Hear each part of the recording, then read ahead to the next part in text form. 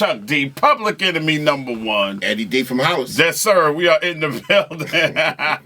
Chuck and I go way, way back. I tell you, it's like a shank hit when somebody knows you so well. Yeah. At least knows like aspects of your your greatness from way, way back before Cadillacs, 8-tracks, and similar. And all of that. I know all that. Absolutely. Chuck in the building, man. Man plans, God laughs. Mm-hmm. It's the album. That's the album. Yep. Yep. It's a template for how somebody over 50 should rhyme. Okay. Yo, man, look, really seriously, you know, just like with old heads, you got to admit, like, yo, yes, I am old and you want the years that I've been given. Right. Number two, I'm confident about what I said, but I'm going to have to cut it real short for you. Okay. I'll make it truncated, meaning that it's like the uncle on the porch. Right. The uncle on the porch ain't going to talk that much. He's going to say 3 words that's going to hit you like poof, poof, poof. Right. Like my inspiration was like George Foreman, the Michael Moore fight. Who I love Michael Moore. Remember back in the day? Yeah, hell yeah. But George Foreman was like, you know, I just got to size you up for that boom boom shot. Right. So no third verses, scattered, more like a staccato style. I've done choppy and flows, but I'm not a flow guy. I'm a power rhymer. Right, absolutely. Make one word count. Right. Stagger. You fall to the floor like an old uncle say, no, go back and get that stick. Right. You know, even not trying to be a flow rhymer, you became a flow rhymer. Because a flow rhymer is like a beautiful person, you know, but you got to have something. You got to have a personality. You just can't go to the spot or the club, as you would say, Eddie, and just stand beautiful. Right. You got to work. You got to have something working about you, you know. But I think that, you know, if you don't have a voice that's distinct and don't stand out, you got to come up with a flow that just makes yourself distinct from somebody else. Because most voices kind of like fall in the same octave and the same thing. Right. So you got to do things with a flow to make yourself distinctive. But you know, like a guy like Method Man, he could rhyme the alphabet, man, and make it interesting. You know what I'm saying? I don't really care what Method Man say, you know? And I was inspired by people like Son of Berserk. Where you're like, damn, man, I have to follow you around because I just want to hear you talk. You know what I'm saying? And so that's where that style comes from. And Man Plans, God Laughs. It was about, you know, originally the plan was like, how short of an album can we do something like the Ramones? You know, 2-minute record. Really, we wanted to shoot each song and be a minute 30. Oh, wow. Well, I mean, we're living in times of whipping short mass attention distraction. spans. Short attention spans. Are you kidding? Man. So if you're going to be you know, you let the Kendrick Lamars and the Meek Mills and the Drakes, you know, go because they're in the age range of that. Right. But when you're older and you trying to what I've already done and said it and been there and done that and whatever, and you should be straight, sincere, clear, to the point. Ride that music, let the music breathe. Because a lot of times when a rapper is just chopping it up a lot and they flow is all over the place, you could be what they call a track stabber. You stabbing the track, you're not letting it breathe. Right. And we're in the EDM era where those guys are playing in front of 100,000 people. Right. And the DJ wants to, you know, it goes back to when the DJ moved the crowd first, and the MC had to ride what the DJ had. Right. So the inspiration comes from like how LP and Killer Mike did on Run the Jewels. Okay. You know, Kendrick and Kanye West, what he did on Yeezus. You know, just sonic templates, strong, powerful words, and then also being able to do it live means everything. When you listen back to PE songs, y'all said some things in your music that is still really relevant and pertinent today.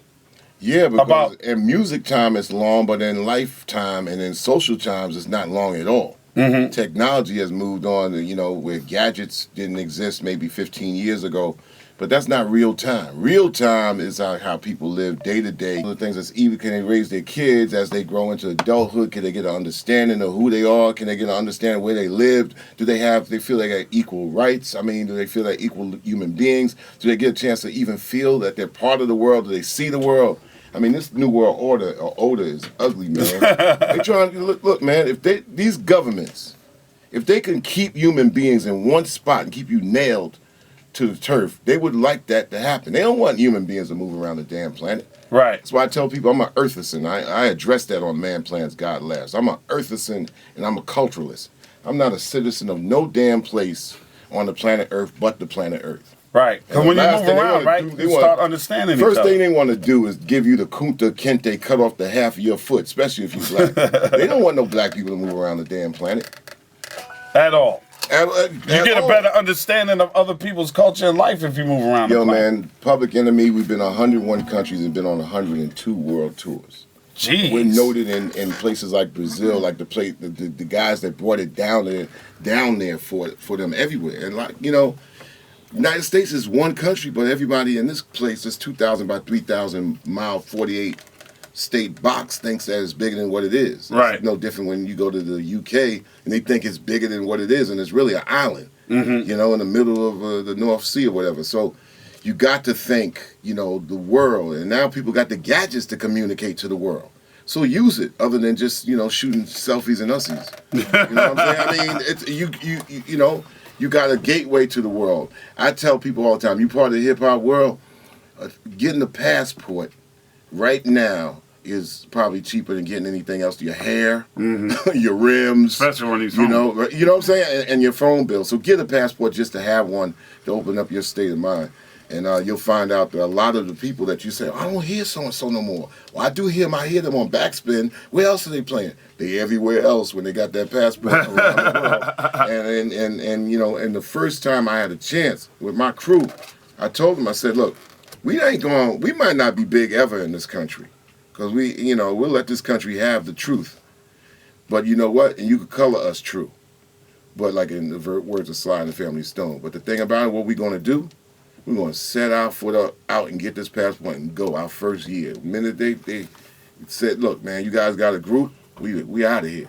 Yeah. What did your take on all these brothers dying at the hands of these police? My take is compared to in what era? I mean, in ERROR. Number one, let's talk about the hypocrisy of the. Whenever you have somebody coming from the outside who don't live in your community, right, and they come in to look at you like you some specimens, you're going to have a problem that arises because people don't feel that they are governing their own community. They don't feel like they control the education. They don't feel like they control the environment, the economics especially. Mm-hmm. So you're living in a plantation state who's being policed from the outside. I mean, KRS-One has addressed this for like 30 years. Yeah. Overseer. Overseer. I mean, that line right there. Overseer from officer. Says it all, man. Yeah. So it's like this country will never, ever resolve itself if it doesn't start to, look into the dynamics of what built it in the first place. I mean, when President Obama starts to say, I got a problem telling all these people to put their guns down, put these guns away. Yeah, because you got to clear out the whole mentality of the gun. And the NRA is never going to be your friend if you're talking that. And you got people that's going to hold on to their gun. Right.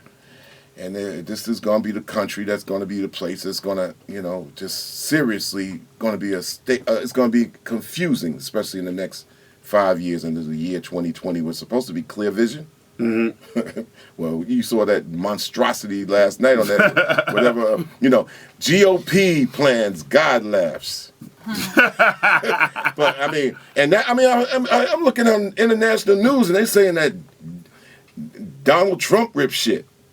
So Donald Trump is the front runner. If that's the case, right? Look, get a passport. I'm not telling y'all to leave. I'm saying just get a passport. Get a passport. Just get one. Because look, 2016, 2017, they're going to find ways to not give you it. Number one, they already got ways to say, you will not get one or we'll take it away from you. Right. Which means what? You back in 1813. Yeah, you can't travel. Like, nigga, don't go nowhere unless I see you, unless I give you permission to go. Yeah. So having a passport is sort of like, I'm privileged, but I ain't thrilled because I got to get your permission to see the planet Earth.